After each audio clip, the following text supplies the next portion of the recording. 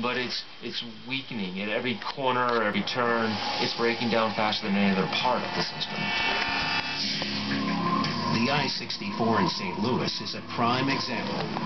It's the main east-west route through the city, and it carries 130,000 vehicles a day.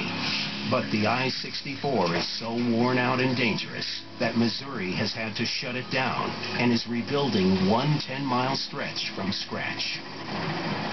There's really no more patches that could be added to it. It needs to be completely replaced. Here we've got a hole in the bridge deck. You can actually see the traffic moving underneath this here. And this is, you know, rocks dropping down on people driving past, and this is only going to get worse. As with bridges, holes are formed on the interstate and other roads when water seeps into small cracks in the concrete and corrodes the reinforcing steel inside. As the steel starts to rust, the buildup puts pressure on the concrete, deepening cracks and creating potholes. Maintenance and good drainage are critical for roads.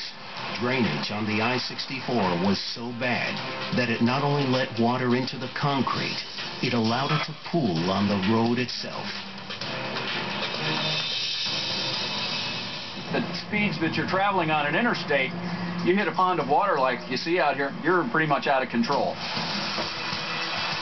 Across the country, decades of neglect have created a backlog of problems that's now too big for any state budget to handle, and reduced state transportation officials to a Russian roulette approach to highway rehab, known as patch and pray.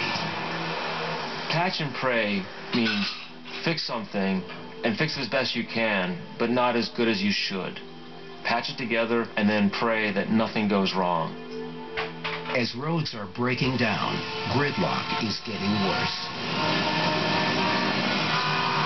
Americans drive 3 trillion miles a year, a 500% increase since 1955. City drivers average 44 hours a year stalled in traffic.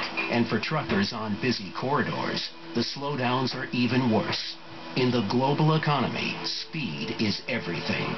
And while we're stuck in the slow lane,